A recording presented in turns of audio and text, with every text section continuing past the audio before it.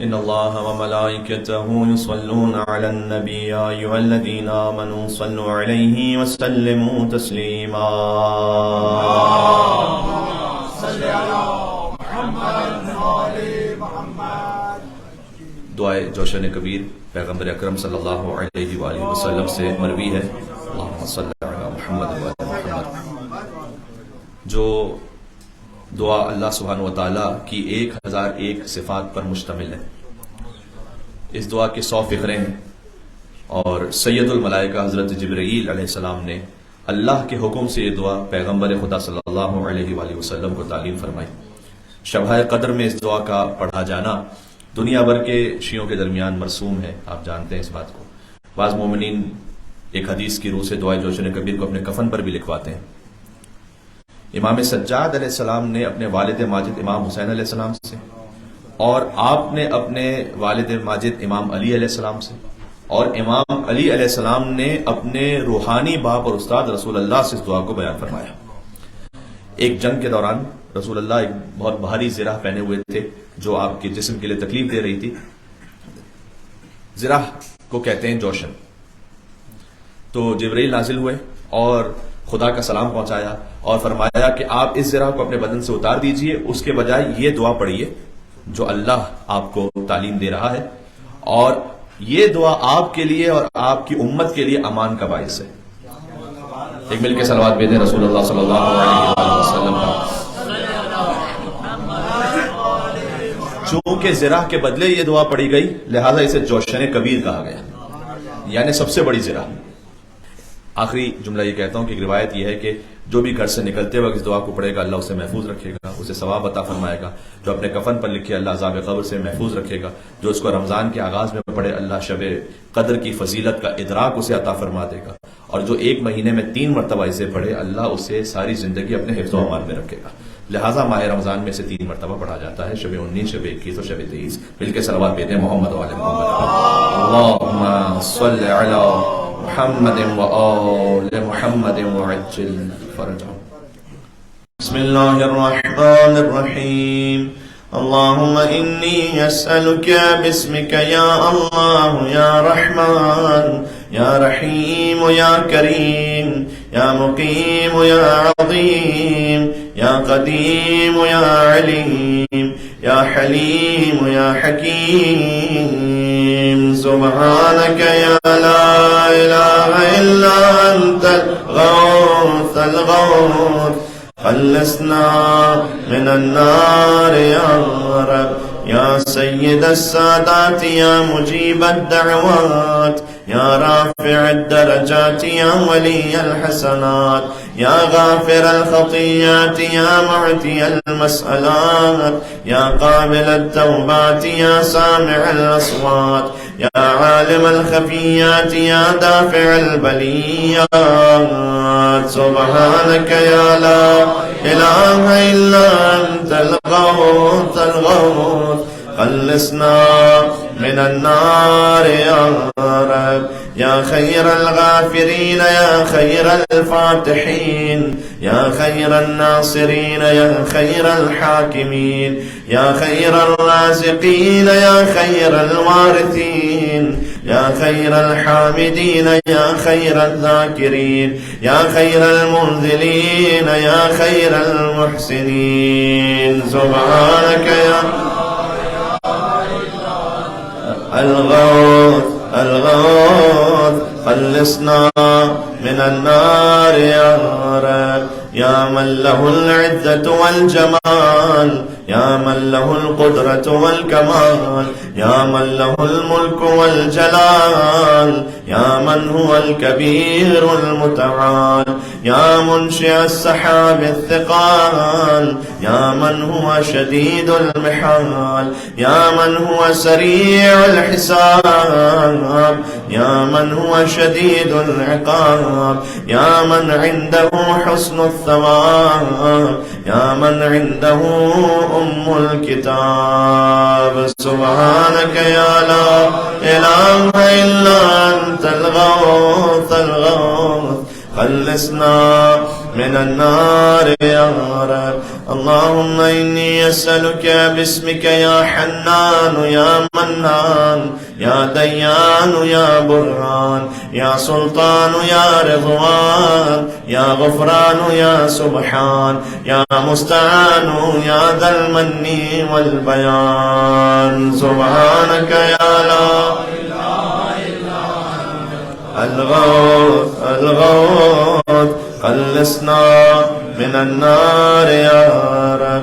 يا من تواضع كل شيء لعظمته، يا من استسلم كل شيء لقدرته، يا من ذل كل شيء لعدته، يا من خضع كل شيء لهيبته، يا من انقاد كل شيء من خشيته، يا من تشققت الجبال من مخافته، يا من قامت السماوات بأمره، يا من استقرت الأرضون بإذنه، يا من يسبح الرعد بحمده، يا من لا يعتدي على أهل مملكته. سبحانك يا لا إله إلا أنت الغوث الغوث خلصنا من النار يا رب. सलावत भी दीजिएगा।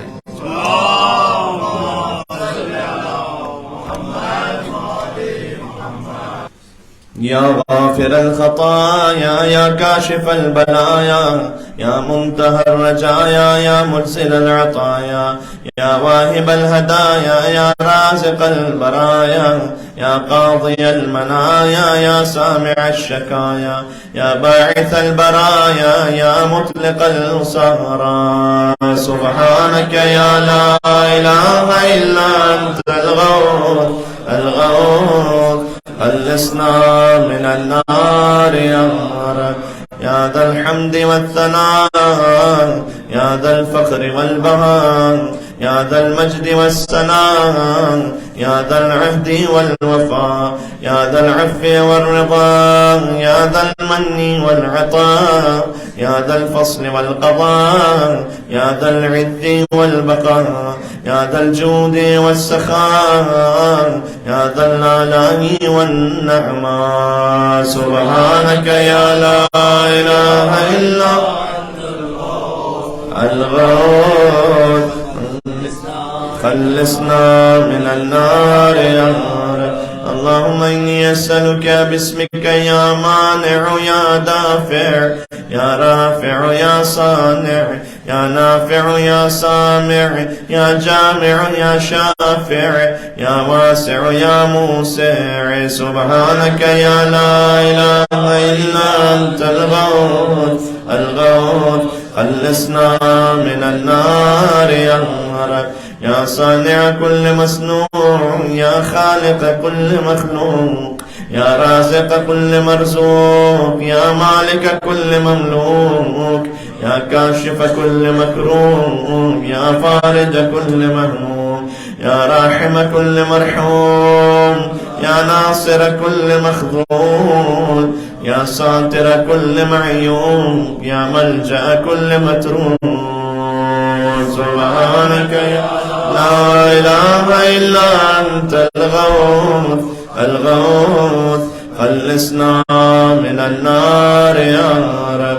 يا عدتي عند شدتي يا رجائي عند مصيبتي يا مونسي عند وحشتي يا صاحبي عند غربتي يا ولي عند نعمتي يا غياثي عند كربتي يا دليلي عند حيرتي يا غناي عند افتقاري يا ملجئي عند اضطراري يا معيني عند مفزعي. سبحانك يا لا إله إلا الغوث الغوث خلصنا من النار يا رب. يا علام الغيوب يا غفار الذنوب يا ستار العيوب يا كاشف الكروب يا مقلب القلوب يا طبيب القلوب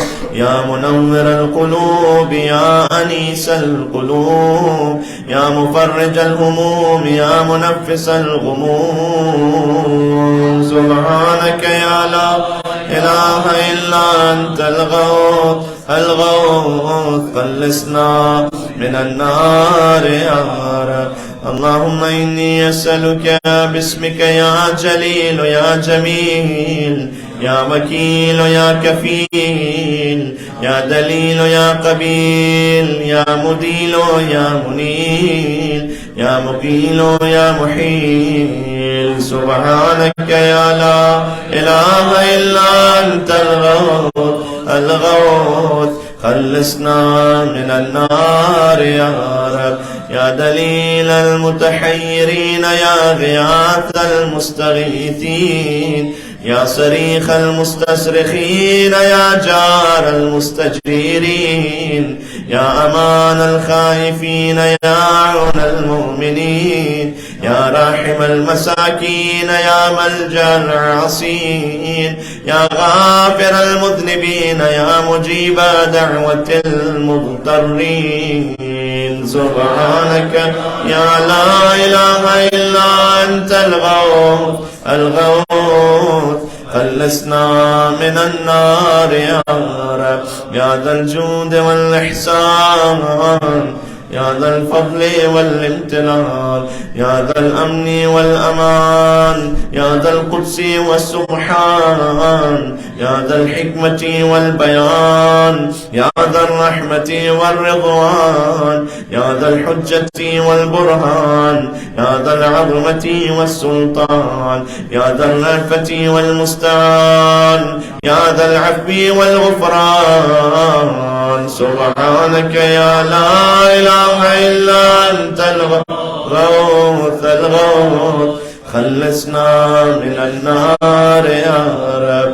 يا من هو رب كل شيء يا من هو إله كل شيء يا من هو خالق كل شيء يا من هو صانع كل شيء يا من هو قبل كل شيء يا من هو بعد كل شيء يا من هو فوق كل شيء يا من هو عالم بكل شيء يا من هو قادر على كل شيء يا من هو يبقى ويفنى كل شيء. سبحانك يا لا إله إلا أنت الغوث، خلصنا من النار يا رب. اللهم إني أسألك باسمك يا مؤمن يا مهيمن يا مكون يا ملقن يا مبين يا مهون يا ممكن يا مزين يا معلن يا مقسم. سبحانك يا لا إله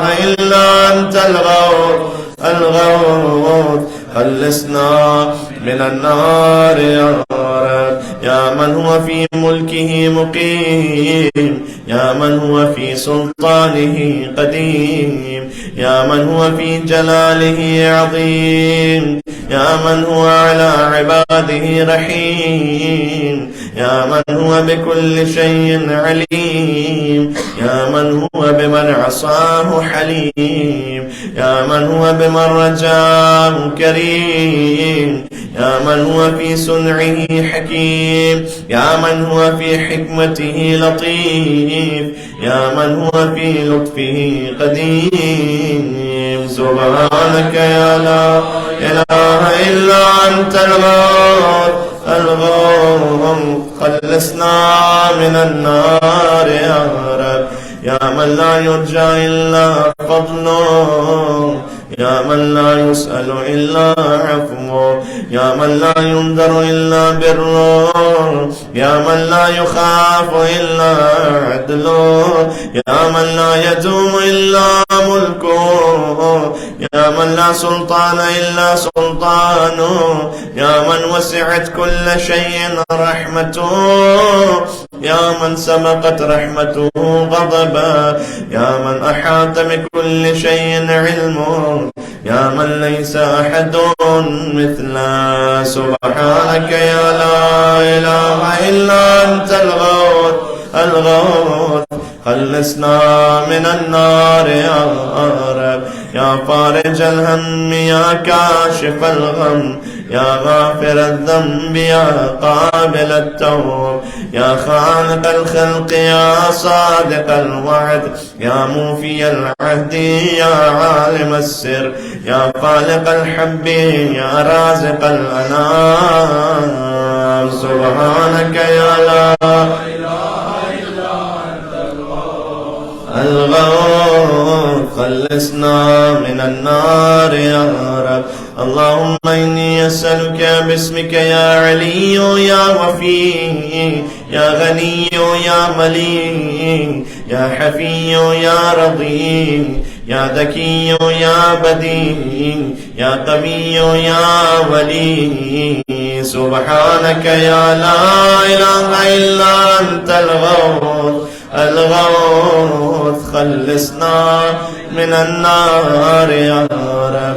يا من أظهر الجميل، يا من ستر القبيح، يا من لم يؤاخذ بالجريرة، يا من لم يهتك الستر، يا عظيم العفو، يا حسن التجاوز، يا واسع المغفرة، يا باسط اليدين بالرحمة، يا صاحب كل نجوى، يا منتهى كل شكوى.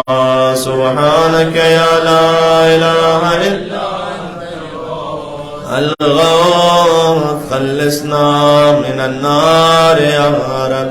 يا ذا النعمة السابغة، يا ذا الرحمة الواسعة، يا ذا المنة السابقة، يا ذا الحكمة البالغة، يا ذا القدرة الكاملة، يا ذا الحجة القاطعة، يا ذا الكرامة الظاهرة، يا ذا العزة الدائمة، يا ذا القوة المتينة، يا ذا العظمة المنيعة.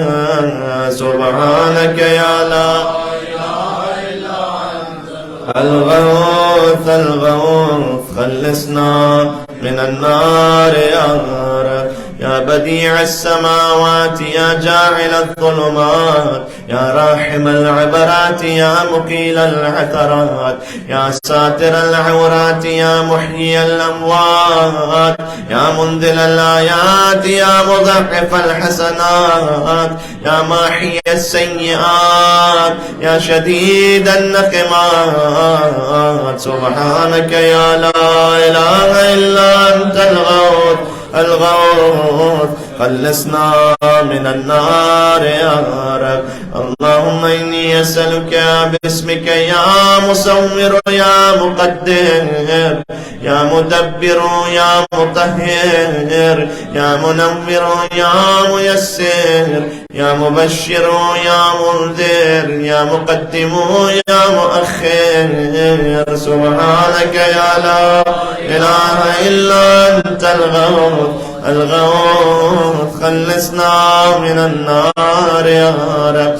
يا رب البيت الحرام، يا رب الشهر الحرام، يا رب البلد الحرام، يا رب الركن والمقام، يا رب المشعر الحرام، يا رب المسجد الحرام، يا رب الحل والحرام، يا رب النور والظلام، يا رب التحية والسلام، يا رب القدرة في الأنام.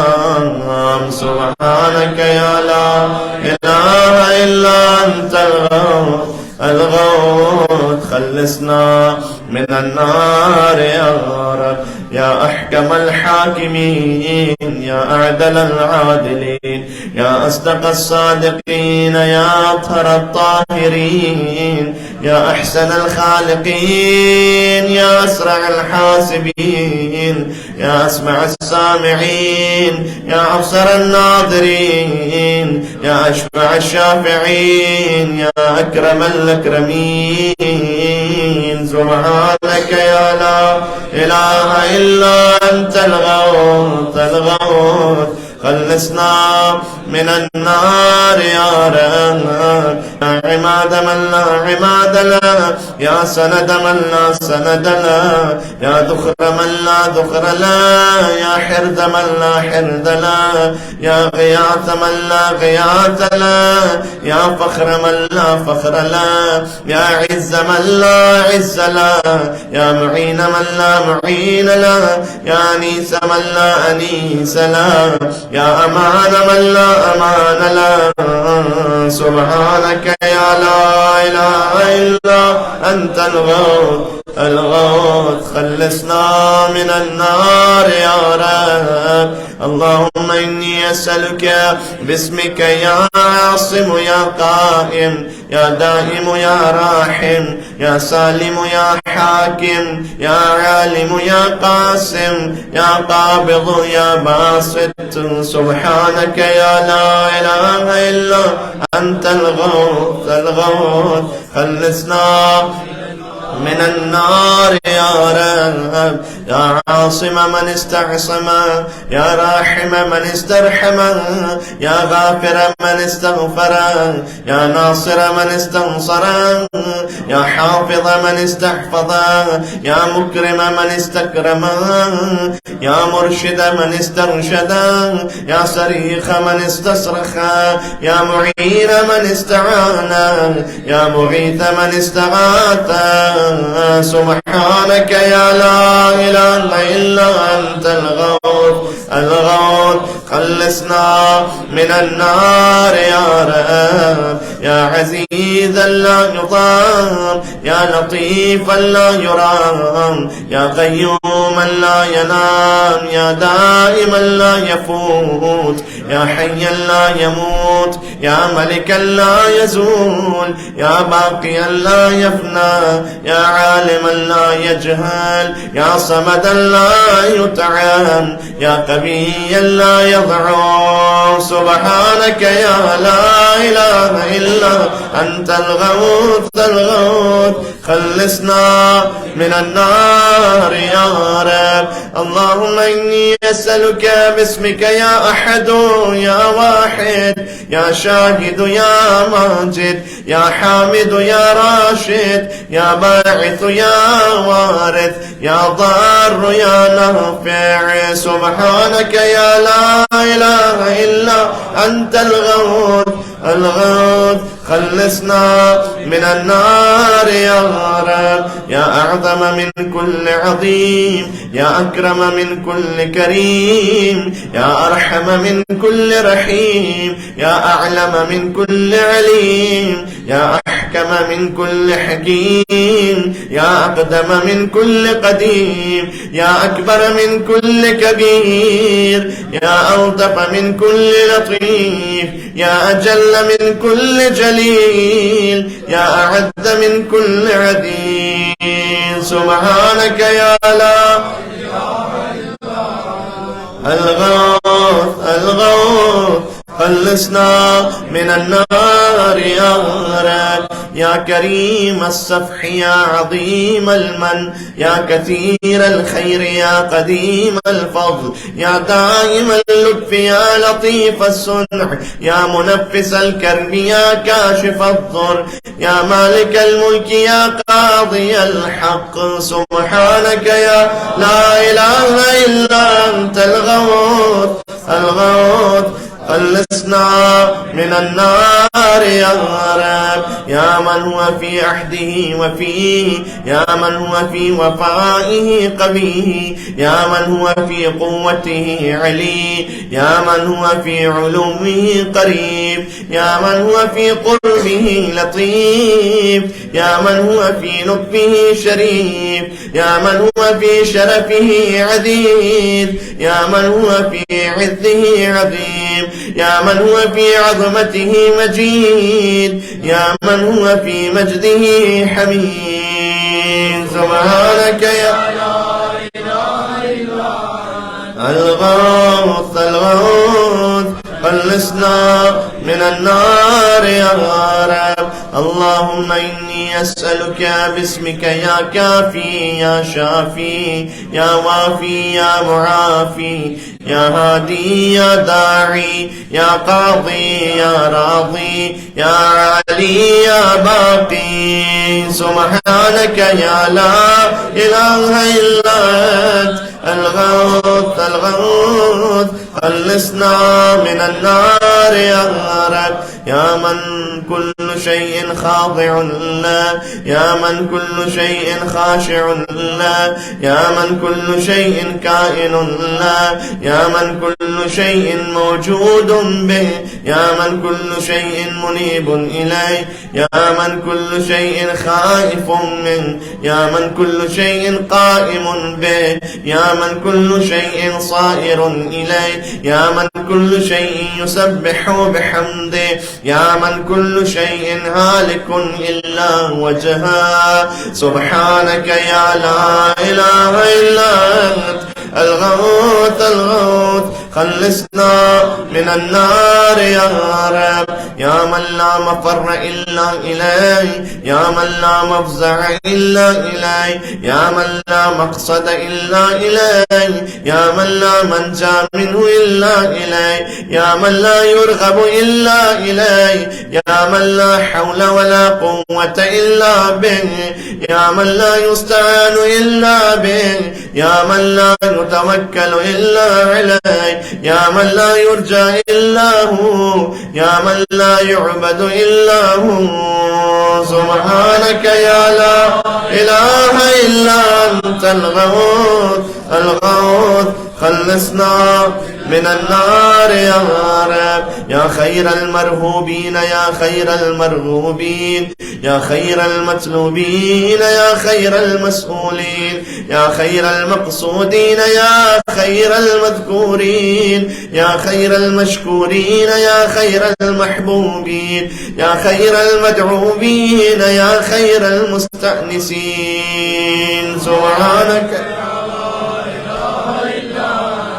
الغوث الغوث، خلصنا من النار يا رب. اللهم إني أسألك باسمك يا غافر يا ساتر يا قادر يا قاهر يا فاطر يا كاسر يا جابر يا ذاكر يا ناظر يا ناصر، سبحانك يا لا إله إلا أنت الغوث الغوث، خلصنا من النار يا رب. يا من خلق فسوى، يا من قدر فهدى، يا من يكشف البلوى، يا من يسمع النجوى، يا من ينقذ الغرقى، يا من ينجي الهلكى، يا من يشفي المرضى، يا من أضحك وأبكى، يا من أمات وأحيا، يا من خلق الزوجين الذكر والأنثى، سبحانك يا لا إله إلا أنت الغوث الغوث، خلصنا من النار يا رب. يا من في البر والبحر سبيله، يا من في الآفاق آياته، يا من في الآيات برهانه، يا من في الممات قدرته، يا من في القبور عبرته، يا من في القيامة ملكه، يا من في الحساب هيبته، يا من في الميزان قضاءه، يا من في الجنة ثوابه، يا من في النار عقابه، سبحانك يا لا إله إلا أنت الغوث الغوث، خلصنا من النار يا رب. يا من إليه يهرب الخائفون، يا من إليه يفزع المذنبون، يا من إليه يقصد المنيبون، يا من إليه يرغب الزاهدون، يا من إليه يلجأ المتحيرون، يا من به يستأنس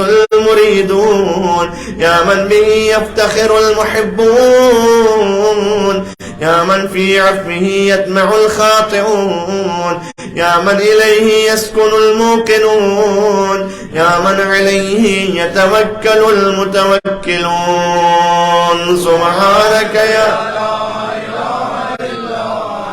الغوث الغوث خلصنا من النار يا رب.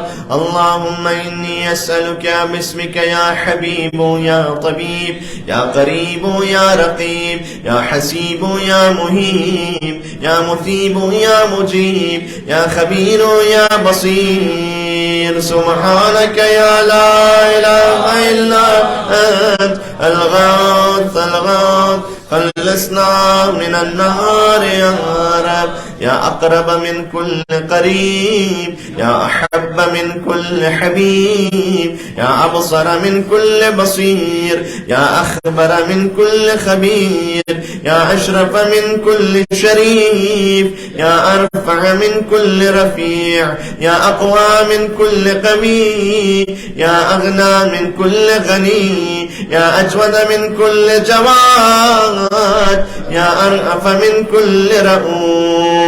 سبحانك يا لا إله إلا أنت الغوث الغوث خلصنا من النار يا رب.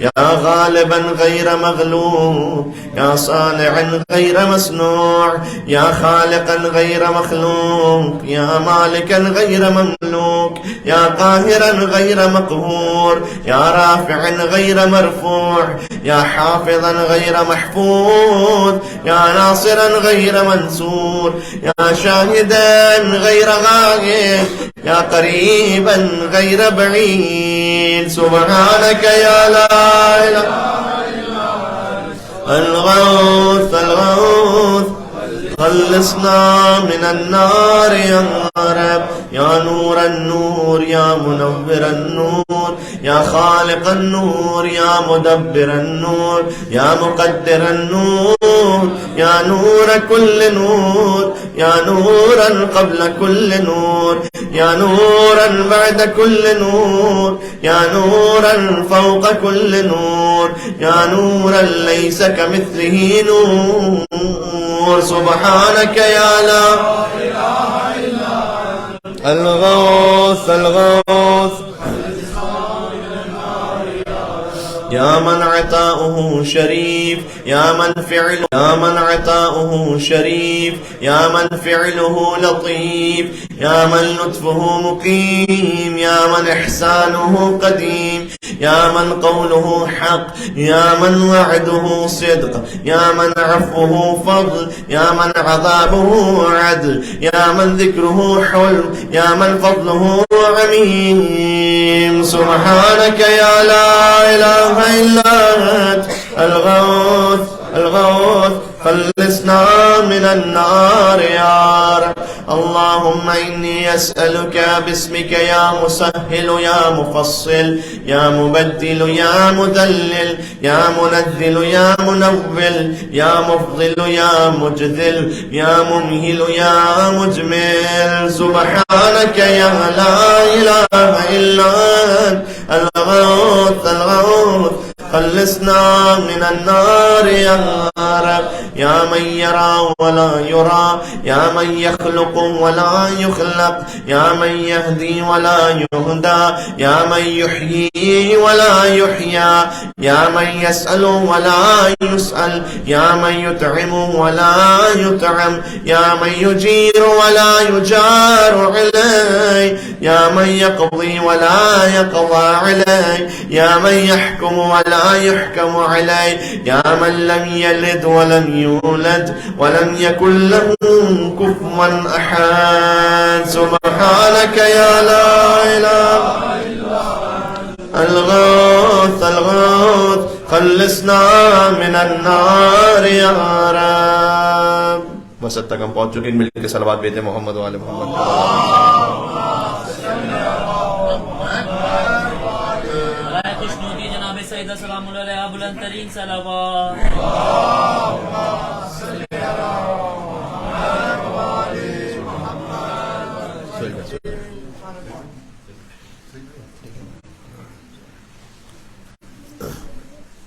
पर दिगर नारे सलावत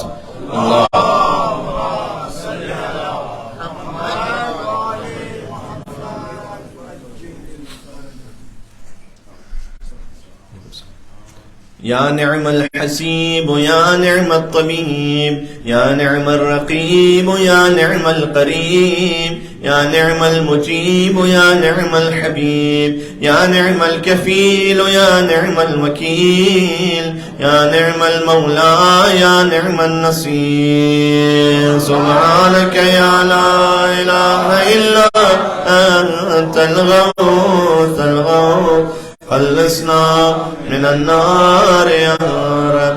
يا سرور العارفين يا منى المحبين يا أنيس المريدين يا حبيب التوابين يا رازق المقلين يا رجاء المذنبين يا قرة عين العابدين يا منفس عن المكروبين يا مفرج عن المغمومين يا إله الأولين والآخرين.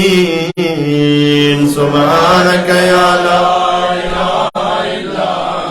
الغوث الغوث خلصنا من النار يا رب. اللهم إني أسألك باسمك يا ربنا يا إلهنا يا سيدنا يا مولانا يا ناصرنا يا حافظنا يا دليلنا يا معيننا يا حبيبنا يا طبيبنا. سبحانك يا لا الغوث الغوث خلصنا من النار يا رب.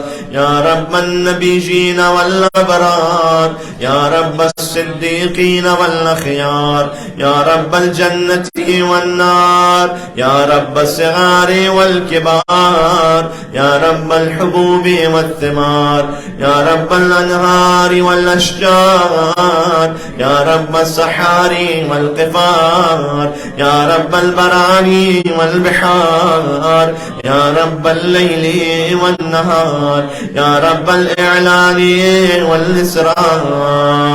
سبحانك يا لا إله إلا أنت الغوث الغوث خلصنا يا من نفذ في كل شيء أمره يا من لحق بكل شيء علمه يا من بلغت إلى كل شيء قدرته يا من لا يحصي العباد نعما يا من لا تبلغ الخلائق شكرا يا من لا تدرك الأفهام جلالا يا من لا تنال الأوهام كنها يا رب يا من العظمة والكبرياء رداء يا من لا يرد العباد قضاء يا من لا ملك إلا ملكه يا من لا عطاء إلا عطاء. سبحانك يا لا إله إلا الغوث الغوث خلصنا من النار या रब. इसके हर जुज़ में खुदा के 10 अस्माएं सिवाय इस जुज़ के जुज़ नंबर 55 जो अभी आपने पढ़ा इसमें 11 नाम है खुदा के जो हमने पढ़े. يا من له المثل الأعلى يا من له الصفات العليا يا من له الآخرة والأولى يا من له الجنة المأوى يا من له الآيات الكبرى يا من له الأسماء الحسنى يا من له الحكم والقضاء يا من له الهواء والفضاء يا من له العرش والثرى يا من له السماوات العلى.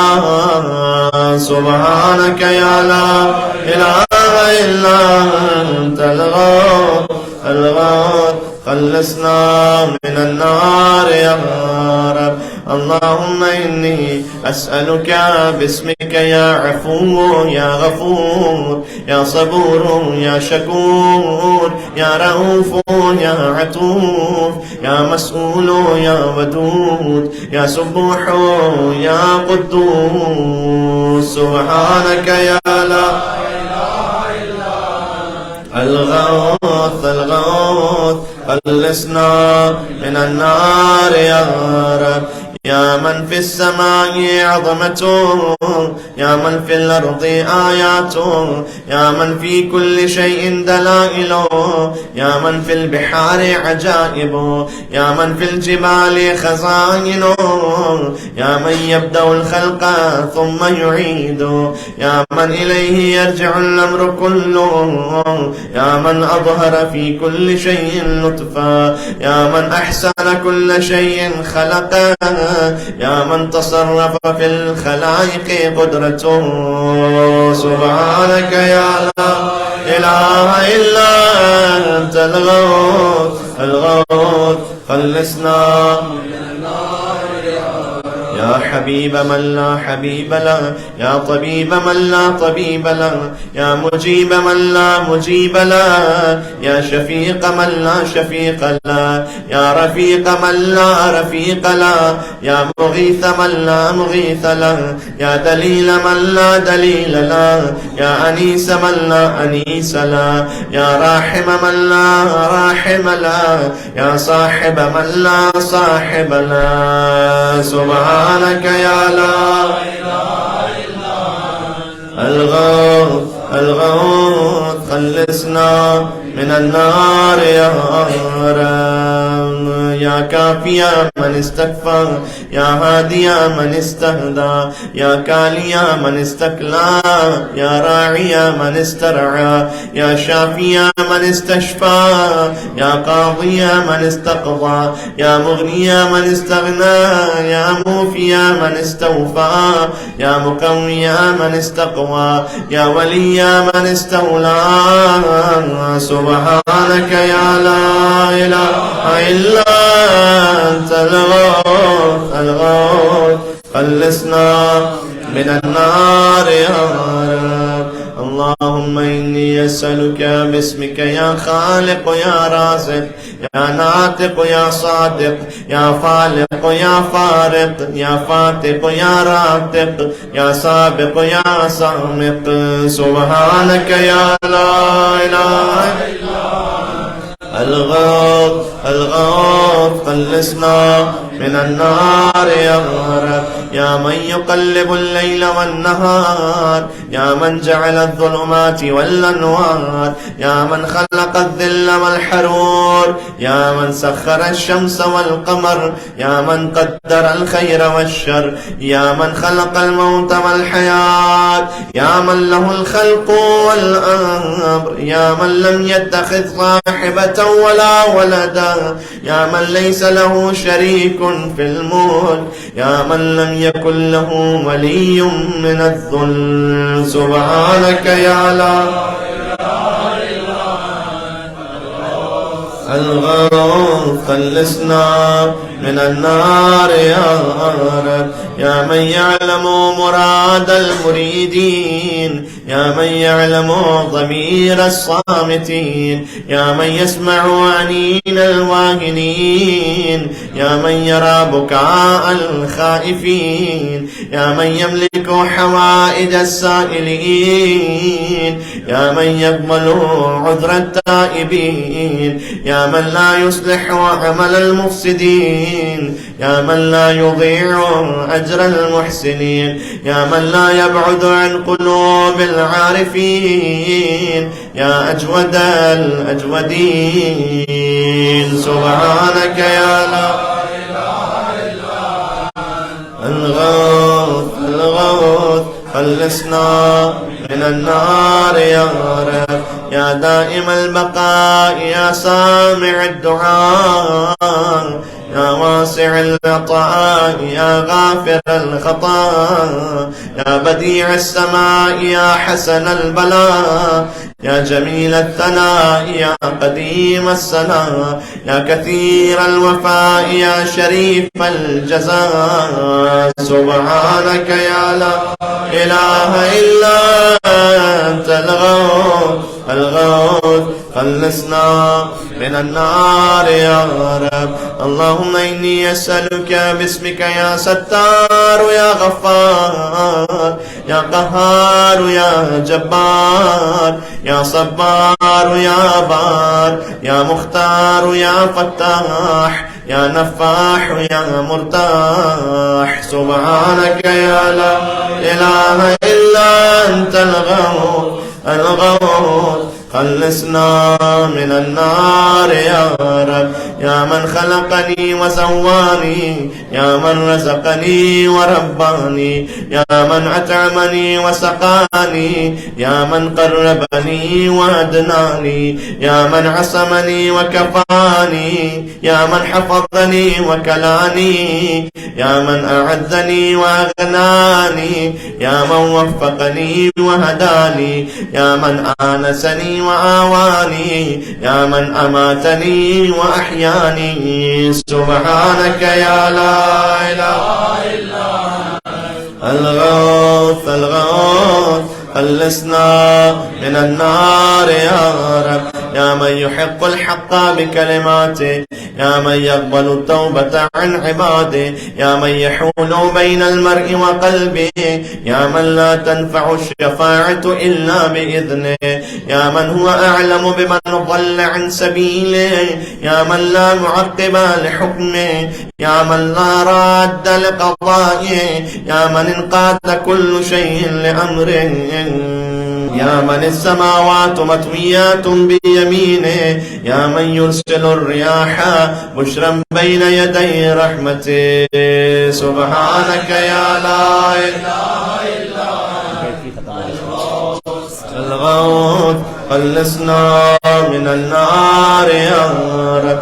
يا من جعل الأرض مهادا يا من جعل الجبال أوتادا يا من جعل الشمس سراجا يا من جعل القمر نورا يا من جعل الليل لباسا يا من جعل النهار معاشا يا من جعل النوم سباتا يا من جعل السماء بناء يا من جعل الأشياء أزواجا يا من جعل النار مرصادا. سبحانك يا لا إله إلا الغوث الغوث خلصنا من النار يا رب. اللهم إني أسألك باسمك يا سميع يا شفيع يا رفيع يا منير يا سريع يا بديع يا كبير يا قدير يا خبير يا مجير. سبحانك يا لا إله إلا أنت الغوث الغوث خلصنا من النار يا رب.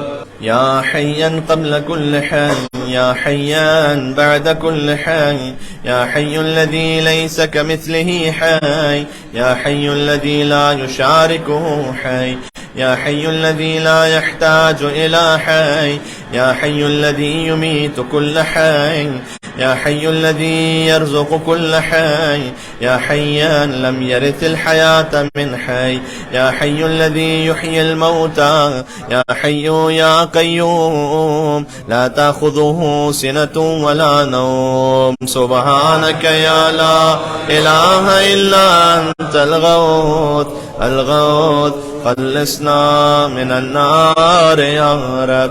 يا من له ذكر لا ينسى يا من له نور لا يطفى يا من له نعم لا تعد يا من له ملك لا يزول يا من له ثناء لا يحصى يا من له جلال لا يكيف يا من له كمال لا يدرك يا من له قضاء لا يرد يا من له صفات لا تبدل يا من له نعوت لا تغير. سبحانك يا لا إله إلا أنت الغوث الغوث خلصنا من النار يا رب.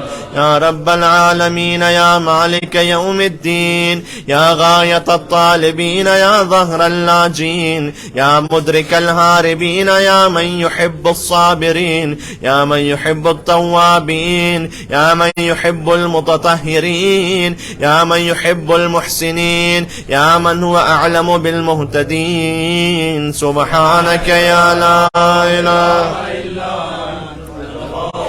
الغوث خلصنا من النار يا رب. اللهم إني أسألك باسمك يا شفيق يا رفيق يا حفيظ يا محيط يا مقيت يا مغيث يا معذ يا مذل يا مبدئ يا معيد. سبحانك يا لا إله إلا أنت الغوث الغوث خلصنا من النار يا رب. يا من هو أحد بلا ضد، يا من هو فرد بلا ند، يا من هو صمد بلا عين، يا من هو وتر بلا كيف، يا من هو قاض بلا حيف، يا من هو رب بلا وزير، يا من هو عزيز بلا ظل، يا من هو غني بلا فقر، يا من هو ملك بلا عدل، يا من هو موصوف بلا شبيه. سبحانك يا لا إله إلا أنت الغوث الغوث خلصنا من النار يا رب. يا من ذكره شرف للذاكرين، يا من شكره فوز للشاكرين، يا من حمده عز للحامدين، يا من طاعته نجاة للمطيعين، يا من بابه مفتوح للطالبين، يا من سبيله واضح للمنيبين، يا من آياته برهان للناظرين، يا من كتابه تذكرة للمتقين، يا من رزقه عموم للطائعين والعاصين، يا من رحمته قريب من المحسنين. سبحانك يا لا إله إلا الغوث الغوث خلصنا من النار يا رب. يا من تبارك اسمه، يا من تعالى جده، يا من لا إله غيره، يا من جل ثناؤه، يا من تقدست أسماؤه، يا من يدوم بقاؤه، يا من العظمة بهاؤه، يا من الكبرياء رداؤه، يا من لا تحصى آلاؤه، يا من لا تعد نعماؤه. سبحانك يا لا الغوث الغوث خلصنا من النار يا رب. اللهم إني أسألك باسمك يا معين يا أمين يا مبين يا متين يا مكين يا رشيد يا حميد يا مجيد يا شديد يا شهيد. سبحانك يا لا إله إلا أنت الغوث الغوث خلصنا يا ذا العرش المجيد، يا ذا القول السديد، يا ذا الفعل الرشيد، يا ذا البطش الشديد، يا ذا الوعد والوعيد، يا من هو الولي الحميد، يا من هو فعال لما يريد، يا من هو قريب غير بعيد، يا من هو على كل شيء شهيد، يا من هو ليس بظلام للعبيد. سبحانك يا الغوث الغوث خلصنا يا من لا شريك له ولا وزير، يا من لا شبيه له ولا نظير، يا خالق الشمس والقمر المنير، يا مغني البائس الفقير، يا رازق الطفل الصغير، يا راحم الشيخ الكبير، يا جابر العظم الكسير، يا عصمة الخائف المستجير، يا من هو بعباده خبير بصير، يا من هو على كل شيء قدير. سبحانك يا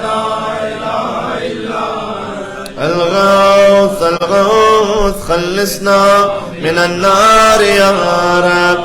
يا ذا الجود والنعم، يا ذا الفضل والكرم، يا خالق اللوح والقلم، يا بارئ الذر والنسم، يا ذا البأس والنقم، يا ملهم العربي والعجم، يا كاشف الضر والألم، يا عالم السر والهمم، يا رب البيت والحرم، يا من خلق الأشياء من العدم. سبحانك يا لا إله إلا أنت الغوث الغوث، خلصنا من النار يا رب. اللهم إني أسألك باسمك يا فاعل يا جاعل، يا قابل يا كامل، يا فاصل يا واصل، يا عادل يا غالب، يا طالب يا واهب. سبحانك يا لا إله إلا أنت الغوث الغوث، خلصنا من النار يا رب. يا من أنعم بتولي، يا من أكرم بجودي، يا من جاد بلطفي، يا من تعدد بقدرتي، يا من قدر بحكمتي، يا من حكم بتدبيري، يا من دبر بعلمي، يا من تجاوز بحلمي، يا من دنا في علوي، يا من علا في دنوي. سبحانك يا لا إله إلا الغوث الغوث، خلصنا من النار يا رب. يا من يخلق ما يشاء، يا من يفعل ما يشاء، يا من يهدي من يشاء، يا من يضل من يشاء، يا من يعذب من يشاء، يا من يغفر لمن يشاء، يا من يعز من يشاء، يا من يذل من يشاء، يا من يصور في الأرحام ما يشاء، يا من يختص برحمته من يشاء. سبحانك يا لا إله إلا الغوث الغوث، خلصنا من النار يا رب. يا من لم يتخذ صاحبة ولا ولدا، يا من جعل لكل شيء قدرا، يا من لا يشرك في حكمه أحدا، يا من جعل الملائكة رسلا، يا من جعل في السماء بروجا، يا من جعل الأرض قرارا، يا من خلق من الماء بشرا، يا من جعل لكل شيء أمدا، يا من أحاط بكل شيء علما، يا من أحصى كل شيء عددا. سبحانك يا لا إله إلا الغوث الغوث، خلصنا من النار يا رب. اللهم إني أسألك باسمك يا أول يا آخر، يا ظاهر يا باطن، يا بر يا حق، يا فرد يا بتر، يا صمد يا سرمد. سبحانك يا لا إله إلا أنت الغوث الغوث، خلصنا من النار يا خير معروف عرف، يا أفضل معبود عبد، يا أجل مشكور شكر، يا أعز مذكور ذكر، يا أعلى محمود حمد، يا أقدم موجود طلب، يا أرفع موصوف وصف، يا أكبر مقصود قصد، يا أكرم مسؤول سئل، يا أشرف محبوب علم. سبحانك يا لا إله إلا أنت الغوث الغوث، خلصنا من النار يا حبيب الباكين، يا سيد المتوكلين، يا هادي المضلين، يا ولي المؤمنين،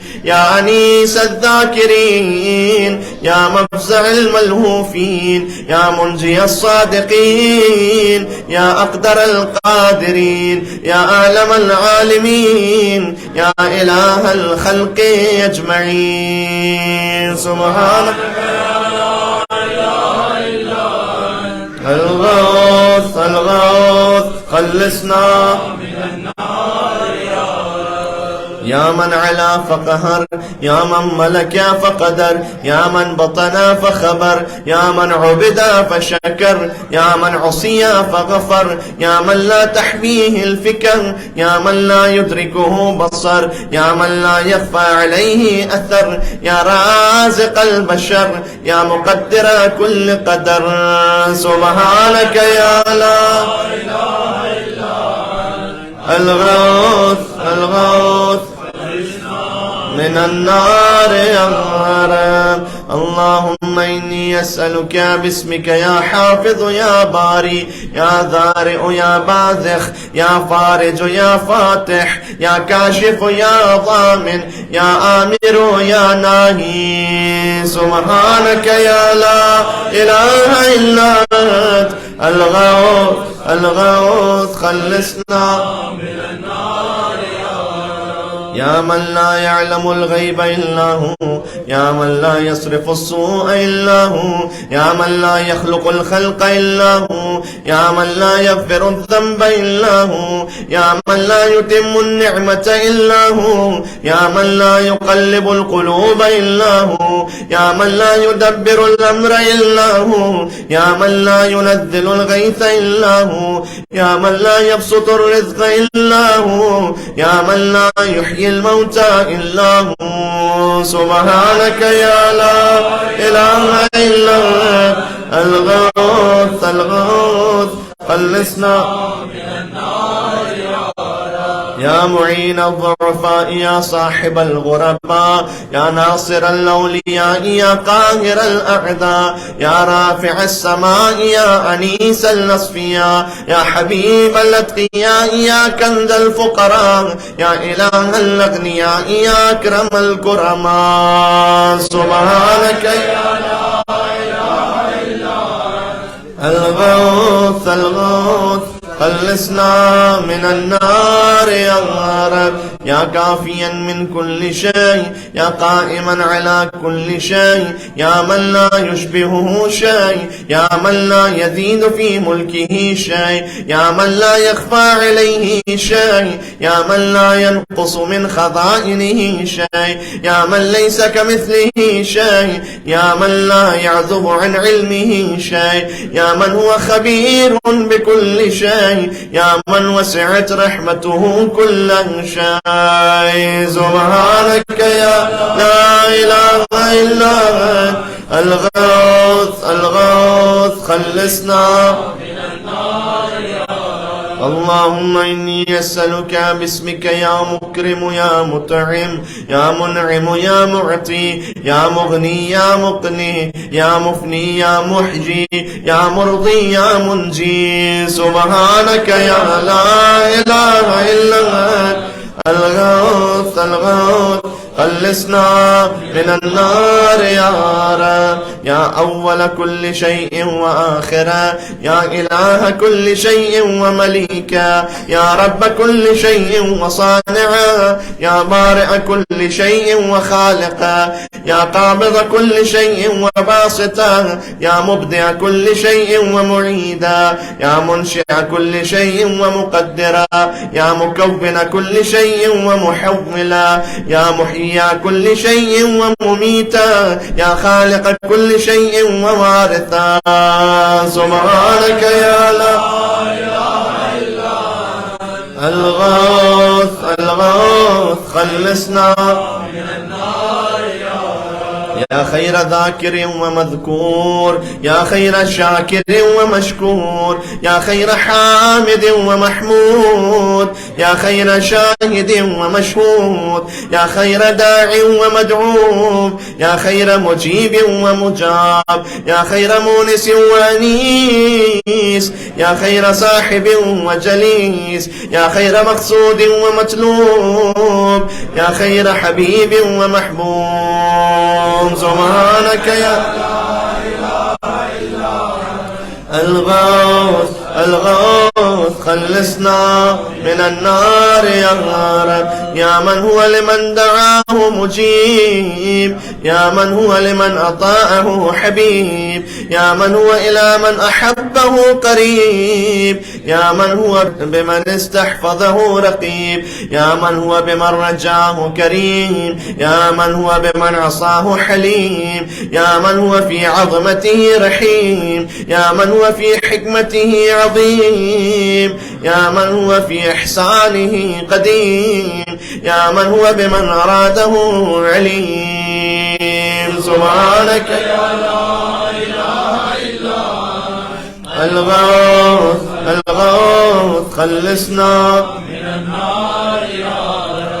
اللهم إني أسألك باسمك يا مسبب يا مرغب يا مقلب يا معقب يا مرتب يا مخوف يا محذر يا مذكر يا مسخر يا مغير سبحانك يا لا إله إلا الغوث الغوث خلصنا من النار يا من علمه سابق يا من وعده صادق يا من لطفه ظاهر يا من أمره غالب يا من كتابه محكم يا من قضاؤه كائن يا من قرآنه مجيد يا من ملكه قديم يا من فضله عميم يا من عرشه عظيم سبحانك يا لا إله إلا الغوث الغوث خلصنا من النار يا رب يا من لا يشغله سمع عن سمع يا من لا يمنعه فعل عن فعل يا من لا يلهيه قول عن قول يا من لا يغلطه سؤال عن سؤال يا من لا يحجبه شيء عن شيء يا من لا يبرمه إلحاه الملحين يا من هو غاية مراد المريدين يا من هو منتهى همم العارفين يا من هو منتهى طلب الطالبين يا من لا يخفى عليه ذرة في العالمين سبحانك يا لا إله إلا الغوث الغوث خلصنا من النار يا رب يا حليما لا يعجل يا جوادا لا يبخل يا صادقا لا يخلف يا وهابا لا يمل يا قاهرا لا يغلب يا عظيما لا يوصف يا عدلا لا يحيف يا غنيا لا يفتقر يا كبيرا لا يصغر يا حافظا لا يغفل سبحانك يا لا إله إلا أنت الغوث الغوث خلصنا من النار يا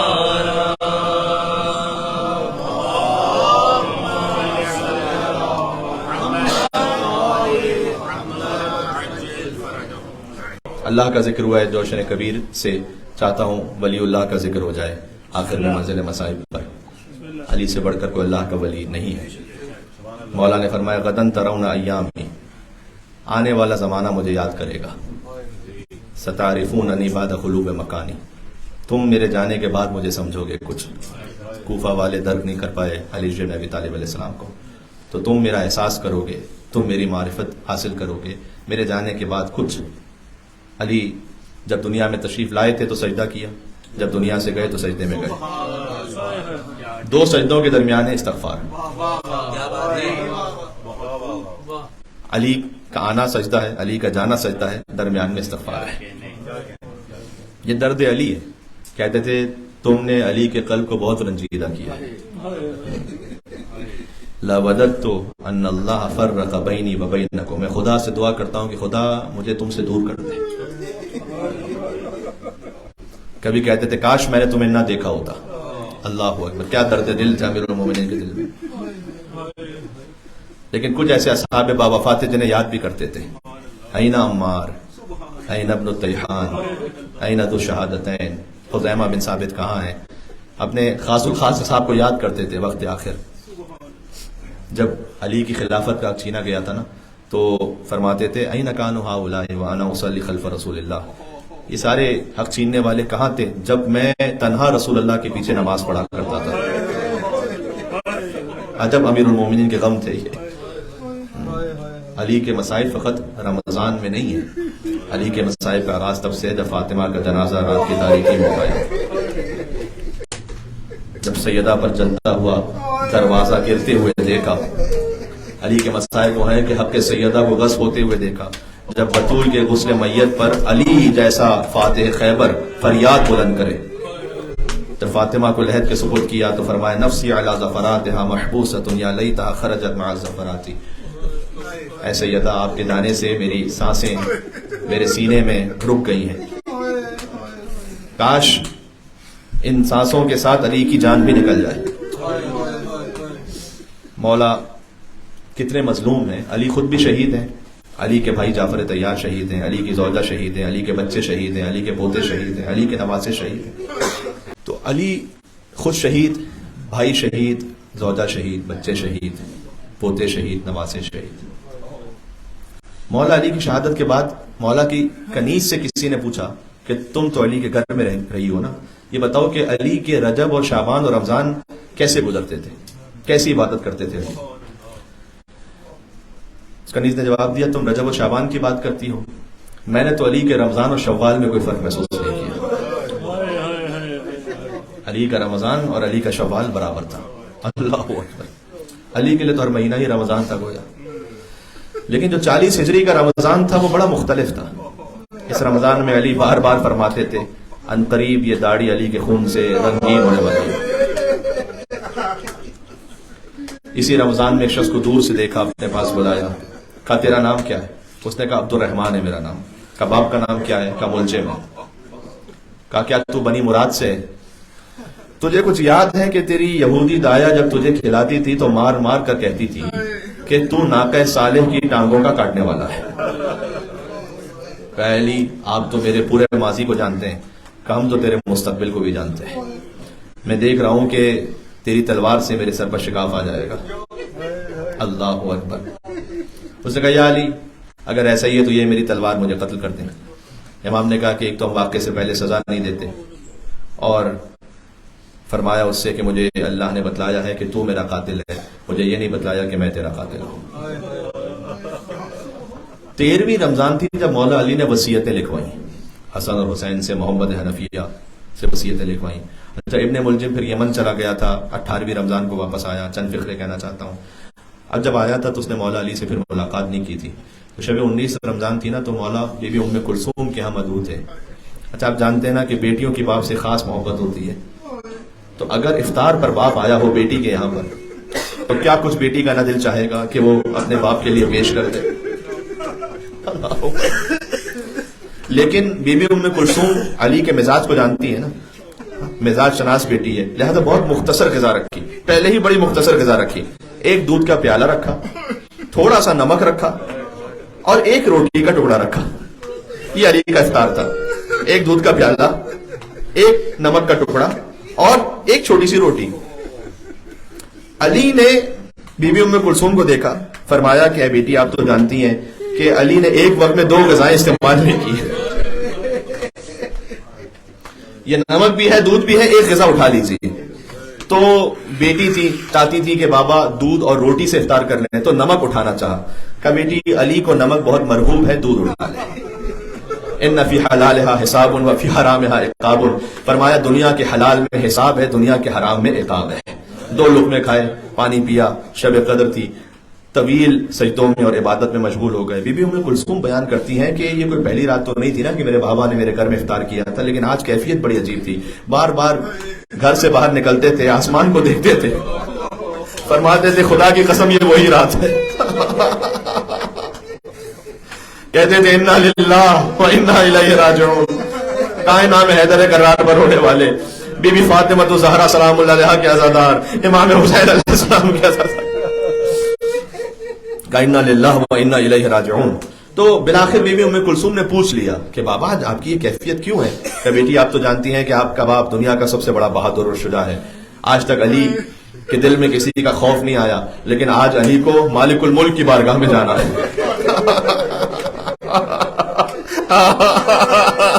یا امیر المومنین یا حیدر کرار, آج علی کو قادر مطلق کی بارگاہ میں جانا ہے.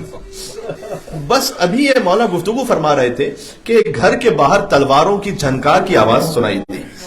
مولا علی گھر سے باہر تشریف لائے تو دیکھا حذیفہ یمانی 40 جوانوں کے ساتھ علی کے گھر کا پہرا دے رہے تھے. مولا نے کہا حذیفہ یہاں میرے گھر سے باہر کیوں آئے ہو؟ کہ مولا آپ روز یہ فرماتے ہیں کہ میری زندگی کا آخری رمضان ہے اور ان قریب علی کی داڑھی خون سے خضاب ہونے والی ہے, تو تف ہے ہماری زندگیوں پر کہ اگر ہمارے ہوتے ہوئے کوئی آپ تک پہنچ جائے مولا, تو ہم نے یہ ارادہ کیا ہے کہ اب ہم آپ کے گھر کی حفاظت کریں گے تاکہ کوئی آپ تک پہنچنے نہ پائے. مولا علی نے حذیفہ سے پوچھا یہ بتلاؤ حذیفہ میں کون ہوں؟ کہ مولا آپ میرے امام ہیں. کہ تمہیں امام حکم دیتا ہے اپنے گھر واپس چلے جاؤ. یہ وہ علی ہے جس نے موت کو خود اپنے اختیار سے قبول فرمایا ہے. سبحان اللہ. کہ میں تمہیں حکم دیتا ہوں اپنے گھر واپس چلے جاؤ. اب حذیفہ یہ کہتے ہیں کہ میں جوانوں کے ساتھ واپس تو ہوا، لیکن میں مڑ مڑ کر علی کا چہرہ دیکھتا جاتا تھا کہ کہیں یہ وہی رات نہ ہو.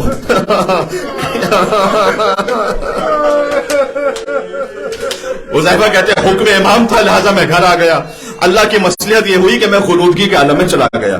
اچھا جب علی گھر سے نکلے نا تو زنجیر، جو در کی زنجیر تھی وہ کمر بند میں اٹک گئی، اور علی نے فرمایا یا علی اجر حیات مکل الموت، اے علی اپنی کمر کو موت کے لیے تیار کر لے. فإن الموت لاقیک، اب موت تجھ سے ملاقات کرنے والی ہے. اب مولا کے گھر میں جو مرغابیاں پلی ہوئی تھی، مرغابیوں نے گھیر لیا حق کے ولی کو.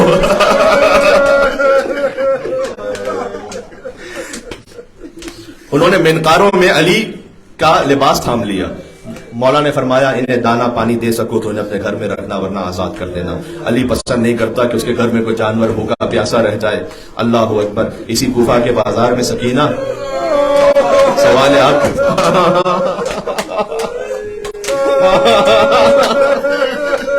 کوئی سکینہ کو ایک کوزہ آپ دینے والا نہیں تھا، کوئی پانی پلانے والا نہیں تھا. خدا آپ کی گریہ کو امیر المومنین کے حق میں قبول فرمائے، آپ کے مرحومین کے درجات بلندتر فرمائے. یا اللہ. مولا نے ایک جملہ فرمایا، یہ علی جیسا فصیح و بلیغ ہی کہہ سکتا تھا، سوایح تتبعها النوایح. اس وقت تو اس گھر سے مرغابیوں کی آواز آ رہی ہے، کچھ دیر بعد یہاں سے نوحوں کی آواز بلند ہونے والی ہے. علی مسجد میں آئے، سوئے ہوئوں کو بیدار کیا، ماذانے پر پہنچے، اذان دی. یہ وہ آخری اذان ہے جو علی نے مسجد کوفہ میں خود دی تھی.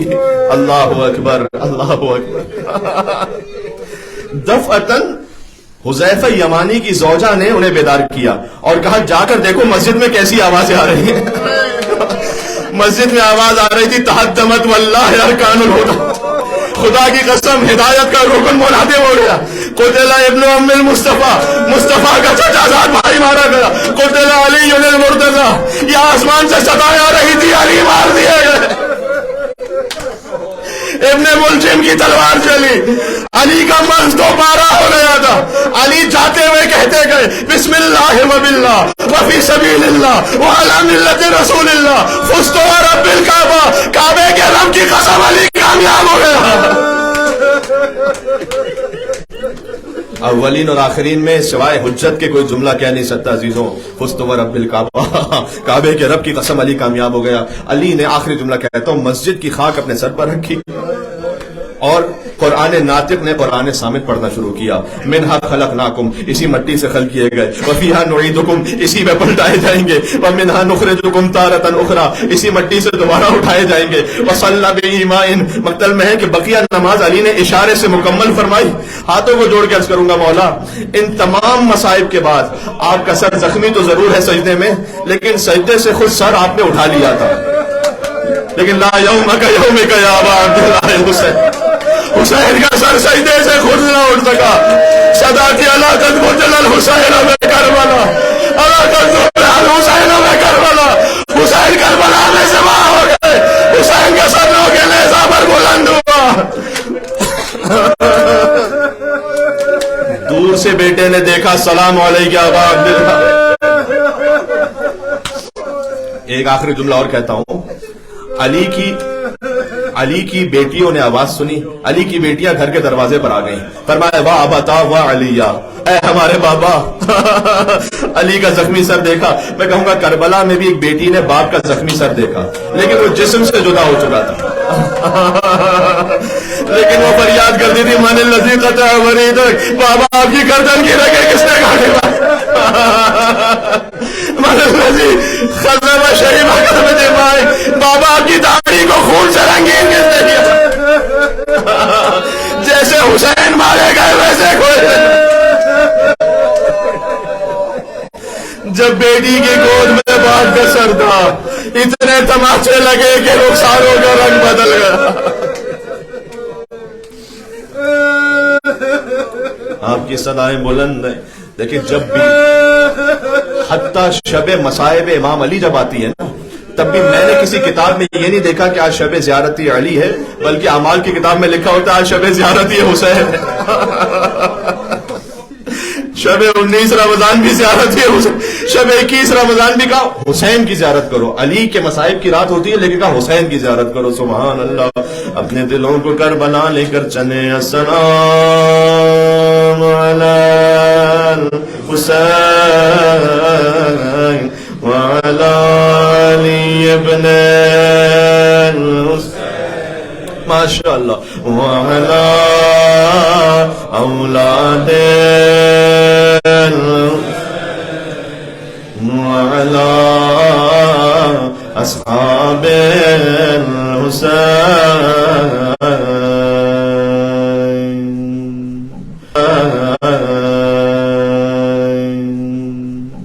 یا حسین یا حسین یا حسین یا حسین